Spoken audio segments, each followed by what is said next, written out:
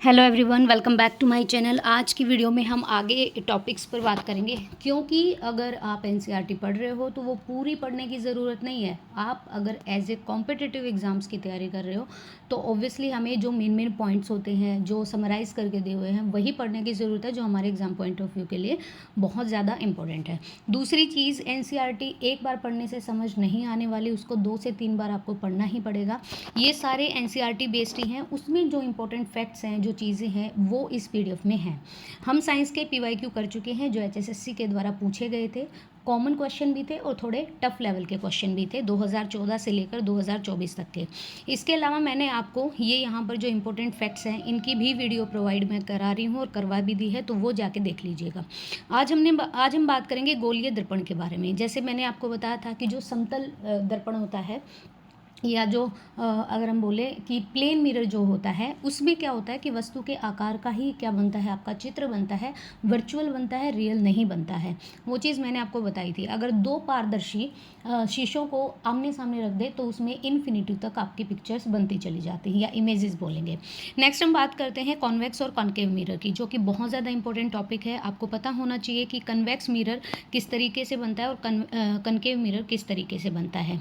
दूसरी चीज़, इसकी परिभाषा की बात करें, अगर बात करें कॉन्वेक्स या फिर उत्तल दर्पण की, तो बाहर की ओर उभरी हुई सतह होती है। ये कहाँ कहाँ पे आपके प्रयोग होते हैं? एक तो ना, जब गाड़ी वगैरह को देखना, जो साइड में शीशे लगे होते हैं, जिससे हमें पीछे की गाड़ियाँ या बाइक, जो भी ट्रैफिक है वो दिखता है, उनको बहुत छोटे आकार में दिखाने का काम करता है। मतलब लंबी दूरी तक आपको ट्रैफिक दिख जाता है। अब अगर आपने गाड़ी में अवतल दर्पण लगाया तो वो बड़ी इमेज बना के देगा, तो उत्तल दर्पण लगेंगे या कन्वेक्स कह लो। फिर जो हमारी स्ट्रीट लाइट्स होते हैं, उनमें भी कन्वेक्स होते हैं। फिर हमारे जो मैग्नीफाइंग ग्लास होते हैं, आवर्धक लेंस होते हैं, उनमें भी कन्वेक्स या उत्तल मिरर होता है। और सन ग्लासेस में भी हमारा उत्तल दर्पण होता है।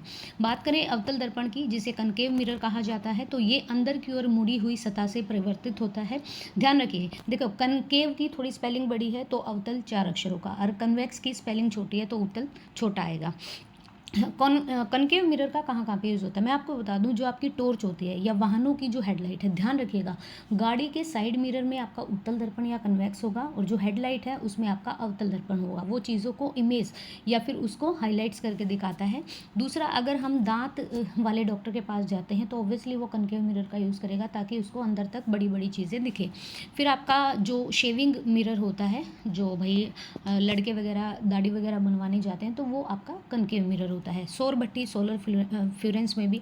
फिर आपके जो खगोलीय दूरदर्शी होते हैं, एस्ट्रोनॉमिकल जो चीज़ें होती हैं, उनमें भी, और सैटेलाइट डिश में भी, क्योंकि ये चीज़ों को पूरा करके दिखाता है। अब देखिए, ये मत सोचिएगा कि दर्पण और लेंस एक ही है, ये अलग अलग है। लेंस क्या होता है? दो पृष्ठों से घिरा हुआ एक समान पारदर्शी माध्यम, जिसके एक या दोनों पृष्ठ वक्रीय होते हैं। वक्र मतलब थोड़ा सा कर्व स्टाइल में होंगे। देखो, बाई कॉन्वेक्स लेंस कैसा बना है, फिर आपका कन्वेक्स और कनकेव दोनों का मिश्रण कैसा है, फिर आपका बाई कनकेव लेंस कैसा है, फिर आपका कनकेव कन्वेक्स लेंस कैसा है, और फिर आपका प्लेनो कन्वेक्स लेंस कैसा है। इसकी इमेजेस आपको एनसीईआरटी में भी मिल जाएगी, तो ये देख लीजिएगा। नेक्स्ट यहाँ पे बात करते हैं कि केंद्र पर मोटा होता है और किनारों पर पतला होता है। इसका नाम है उत्तल लेंस। मतलब केंद्र पर आपको मोटा मिलेगा और किनारों से आपको पतला मिलेगा। इसे कन्वर्जिंग लेंस कहते हैं। कन्वर्स करना होता है चीज़ों को, मतलब एक तो कन्वर्स करके मतलब बहुत सारी चीज़ों को दिखाना, और एक आपका इसको बाई कन्वेक्स लेंस भी कहते हैं, उत्तल दर्पण, उत्तल लेंस को। ध्यान रखिए, केंद्र पर मोटा, किनारों से पतला, इसको कन्वर्जिंग लेंस कहते हैं, और इसको बाई कन्वेक्स लेंस कहते हैं। इसका प्रयोग होता है, एक तो आपका माइक्रोस्कोप वगैरह हो गया, फिर आपका दूरबीन का कैमरा जो है उसमें हो गया, फिर आपका दूरदृष्टि दोष या हाइपरमेट्रोपिया अगर किसी को है आइज़ में, तो उसके लिए उत्तल लेंस यूज़ करते हैं। दूरबीन में भी उत्तल लेंस यूज़ किया जाता है। बात करें कनकेव लेंस की, तो कनकेव लेंस क्या होता है? केंद्र पर से पतला होता है और किनारों पर मोटा होता है। इसके जस्ट अपोजिट, केंद्र से मोटा किनारों पर पतला, उत्तल लेंस। लेकिन ये केंद्र पर पतला और किनारों से मोटा, अवतल लेंस। इसको डाइवर्जिंग लेंस कहते हैं। डाइवर्ज मतलब चीज़ों को बिल्कुल खोल करके दिखाना, बड़ी बड़ी दिखाना, और इसको बाई कनकेव लेंस भी कहते हैं। नेक्स्ट, इसका जो यूज़ किया जाता है, जिसको निकट दृष्टि दोष होता है, उसके लिए होता है। ये वाहनों की हेडलाइट में और आपके स्ट्रीट लैंप में यूज़ करता है। नाई के पास भी यही होता है, बार्बर के पास। प्रकाश का अपवर्तन क्या होता है? प्रकाश की एक एक किरण का पारदर्शी माध्यम से दूसरे पारदर्शी माध्यम में प्रवेश करने पर उसका अपना मूल पथ से जो विचलन होता है उसे ही रिफ्रैक्शन ऑफ लाइट कहते हैं। आज मैं आपको कह रही हूँ कि एक बाल्टी भर के पानी की या आधी करके जो भी रख दो और उसमें कोई छड़ी डुबा के देखो, आपको ना नीचे से वो मुड़ी हुई दिखेगी, जबकि ऐसा होता नहीं है। क्योंकि यहाँ पर देखो, एक माध्यम से दूसरे माध्यम में अगर प्रकाश जा रहा है तो वो अपने थोड़ा सा पोजीशन से विचलित होगा। Angle of incidence is equal to angle of refraction. तो ध्यान रखिएगा ये दोनों बराबर होते हैं। विरल माध्यम से सघन माध्यम में जाने पर इस तरह की आपकी इंसिडेंट रे बनती है। यहाँ पे बात करें अपवर्तन के उदाहरण की, तो अपवर्तन के उदाहरण की देखो, जल में डूबी हुई छड़ का बाहर से देखने पर छोटी दिखना और मुड़ी हुई दिखना, यह सारा अपवर्तन का है, रिफ्रैक्शन का। फिर बात करें पानी से भरे बर्तन में अगर सिक्के हैं तो उसको अगर आप सिक्के डालोगे ना पानी में तो ऐसा लगेगा कि ये पानी से ऊपर है, जस्ट थोड़ी सी ऊपर। और तारों का टिमटिमाना भी क्या होता है, रिफ्रैक्शन ऑफ लाइट।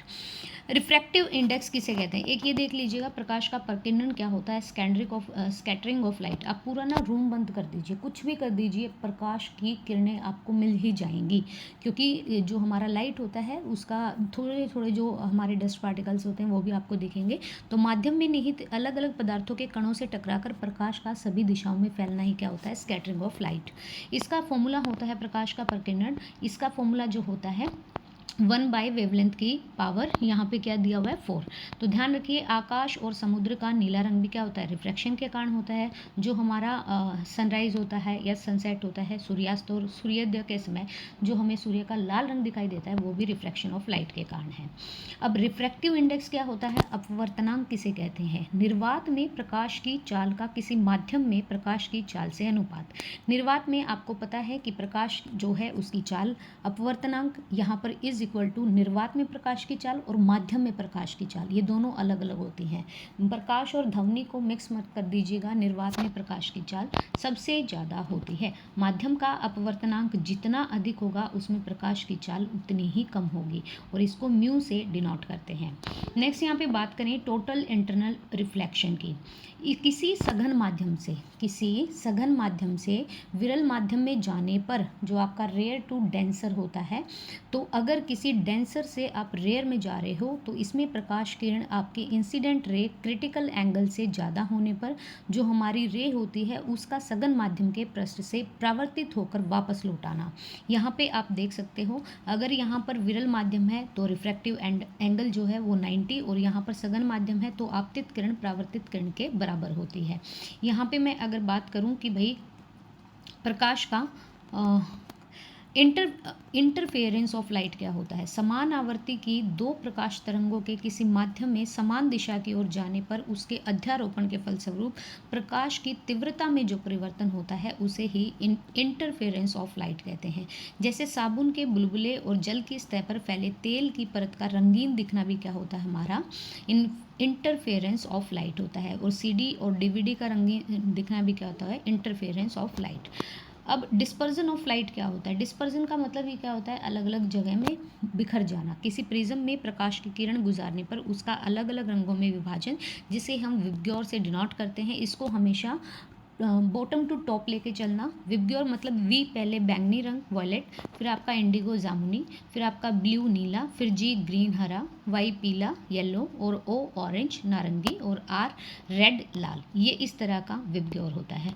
तो मैंने आपको ये चीज़ें कराई हैं, इसके अलावा और भी बहुत सारी चीज़ें हैं जो हम टॉपिक वाइज करेंगे। केमिस्ट्री भी है, बायो भी है, आपका प्लांट किंगडम भी है, सब कुछ हम यहाँ पे कर लेंगे। सो गाइज, अगर आपको वीडियो पसंद आए तो प्लीज़ लाइक कीजिएगा वीडियो को, चैनल को सब्सक्राइब करिएगा अगर आप न्यू व्यूवर हैं तो, एंड प्लीज़ देखिएगा वीडियो को कंप्लीट। Thank you.